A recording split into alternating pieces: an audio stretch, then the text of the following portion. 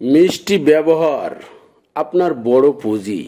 চট করে রেগে বা চটে ওটা খুব খারাপ, এতে আপনার ক্ষতি হবে। তিরিক্ষি মেজাজ কি প্রমাণ করে জানেন? প্রমাণ করে আপনি অসুস্থ। আপনি চটে উঠলে কি করেন? কাউকে ঝাঁজের সাথে কড়া কিছু কথা শুনিয়ে দেন। আপনি হয়তো বলবেন এর দ্বারা লাভবানই হন, কেননা কাউকে ধমক দিলে বা কড়া বকুনি দিলে আপনার মনের ভারটা নেমে যায়, হালকা হয়ে ওঠে মনটা। কিন্তু কখনো ভেবে দেখেছেন কি, যাকে কড়া কথা বললেন তার অবস্থা কি হয়? আপনার মনের ভার তো লাঘব হলো, তার মনের ভারও কি লাঘব হলো? হলো না তো, তাই না? কি হলো তাহলে? তার মন আরো ভারী হয়ে উঠল। সে আপনার প্রতি অসন্তুষ্ট হলো, বিরক্ত হলো।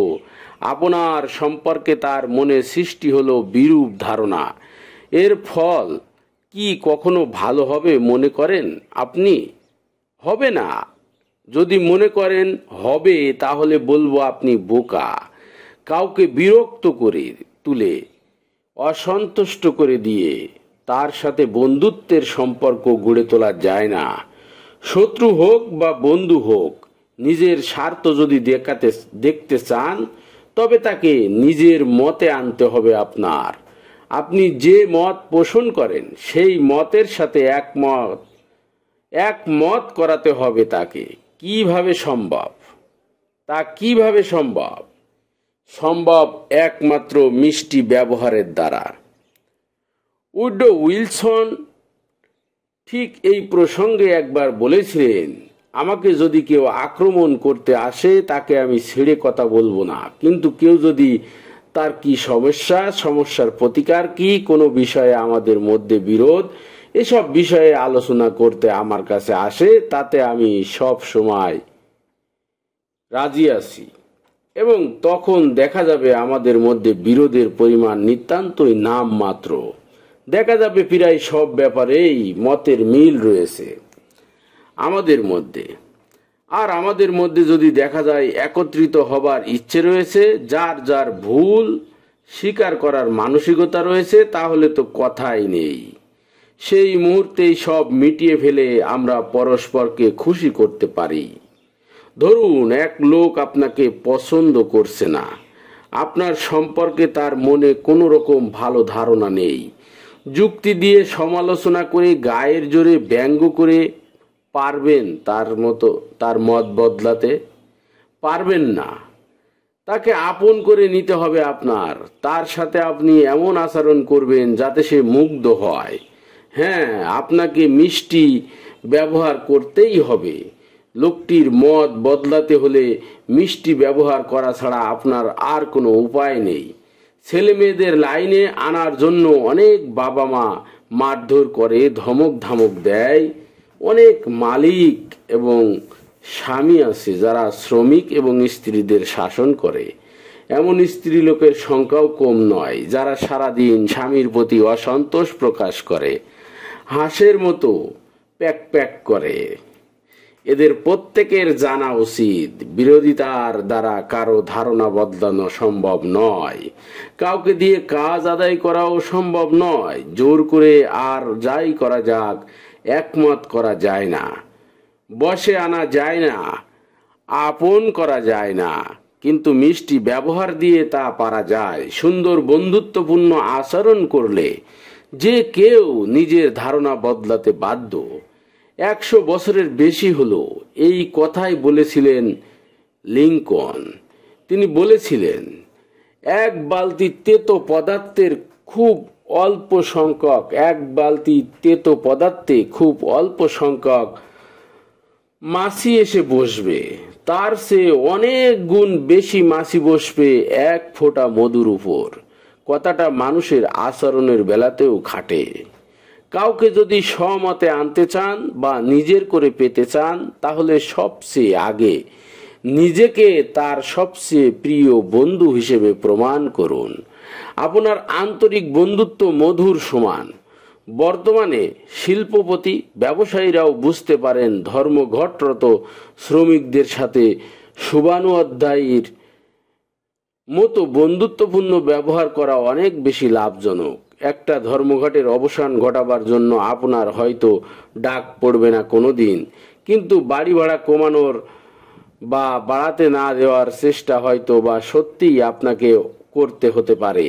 বাড়িওয়ালার সাথে মিষ্টি ব্যবহার করলেও কিছু লাভ হয়। আসলে একটা ঘটনার মধ্যে দিয়ে ফলাফলটা কিছুটা জানার চেষ্টা করি। একজন ইঞ্জিনিয়ার নাম স্টাউট, ভদ্রলোক তার বাড়ির ভাড়া কমাতে চান, কিন্তু তার বাড়িওয়ালা খুব কড়া লোক। এ কথা তিনি জানতেন। যে পরিমাণ ভাড়া তিনি দিচ্ছিলেন তা তার কাছে বেশি মনে হচ্ছিল। তার চুক্তিপত্রের সময়সীমাও শেষ হয়ে আসছিল। ভাড়া বেশি, তাই স্টাউট ঠিক করলেন এই বাড়ি তিনি ছেড়ে দেবেন। তাই তিনি তার বাড়িওয়ালাকে এই সম্পর্কে একটা চিঠি লিখলেন। তাতে জানালেন চুক্তিপত্রের সময়সীমা শেষ হয়ে গেলেই তিনি বাড়ি ছেড়ে দেবেন। আসলে বাড়িটা সত্যিই ভালো, ছাড়বার ইচ্ছে তার ছিল না, কিন্তু ভাড়া বেশি বলে না ছেড়েও উপায় নেই। চিঠিতে স্টাউট কোথাও জানালেন না যে ভাড়া যদি আর না বাড়ানো হয় তাহলে তিনি থেকে যাবেন, অন্যথায় নয়। কিন্তু ভাড়া যে বাড়িওয়ালার বাড়াবেন তা প্রায় নিশ্চিত একটা ব্যাপার ছিল। এর আগে কোনো ভাড়াটে এই ভাড়া কমাবার চেষ্টা করে সফল হয়নি, যার জন্য অনেকেই এই বাড়ি থেকে চলে গেছে। এর পরের অংশটুকু স্টাউটের নিজের মুখেই শুনুন। আসুন। তাও সবাই আমাকে বলেছিল বাড়িওয়ালার সাথে আলোচনা করা অত্যন্ত কঠিন ব্যাপার, কারো কোনো যুক্তি শোনার লোক তিনি নন। কিন্তু আমি নিজের উপর আস্থা হারাইনি। অপরের উপর প্রভাব বিস্তার করা সম্পর্কে যে লেখাপড়া করেছি, যে কায়দা কানুন শিখেছি, সেগুলো কাজে লাগিয়ে কোনো লাভ হয় কিনা একবার দেখার চেষ্টা আর কি। চিঠি পেয়ে বাড়িওয়ালা তার সেক্রেটারিকে সাথে নিয়ে হাজির হলেন আমার সাথে দেখা করতে। দেখা হওয়া মাত্রই অত্যন্ত সহৃদয়ের সাথে তাদেরকে অভিবাদন জানালাম। আন্তরিকতা আর উৎসাহের জোয়ার ছেড়ে দিলাম আমি। বাড়িটার ভাড়া যে বেশি একথা আমি প্রথম দিকে ভুলেও উচ্চারণ করলাম না। বাড়িটা ভালো, খুব ভালো, এই কথাটাই বারবার ঘুরিয়ে ফিরিয়ে বলতে লাগলাম। বাড়িটাকে যে সত্যিই আমি পছন্দ করি এ কথাটা বুঝিয়ে দিতে চেষ্টার কোনো ত্রুটি করিনি। সেই সাথে এও জানালাম যে বাড়িটার দেখাশোনা করার ব্যাপারে আপনারা সত্যি অত্যন্ত যত্নশীল। জানালাম এই বাড়ি ছাড়ার কোনো ইচ্ছাই আমার নেই, বরং যতদিন আমি ভাড়া বাড়িতে থাকবো ততদিন আপনাদের বাড়িতেই থাকার ইচ্ছাটা প্রবল। কিন্তু তা বুঝি সম্ভব নয়, কারণ আমার যা ক্ষমতা তাতে এর চেয়ে বেশি দেওয়া সম্ভব নয়। সেই সামর্থ্য আমার নেই। কোনো ভাড়াটের কাছ থেকে ওরা সম্ভবত এতটা খাতির আর সম্বর্ধনা এর আগে পায়নি। প্রথমে বেশ একটু বিস্মিত হলো ওরা। এরপর নিজেদের সমস্যা আর অসুবিধাগুলোর কথা বলতে শুরু করলো। ভাড়াটে কত রকমের হয়, কি অদ্ভুত অদ্ভুত বায়না ধরে তারা। কোনো কিছুতেই তাদের মন পাওয়া যায় না। অভিযোগের অন্ত নেই তাদের। এক ভাড়াটে ওদেরকে অপমানজনক ভাষায় চিঠি লিখেছে, আর এক ভাড়াটে চিঠি লিখে জানিয়েছে যে উপরওয়ালার এক লোকের নাক ডাকা যদি বন্ধ না হয় তাহলে বাড়ি ছেড়ে দেবে সে, ইত্যাদি ইত্যাদি। আমার কথার শেষে বাড়িওয়ালা আমার সম্পর্কে কথা বললেন।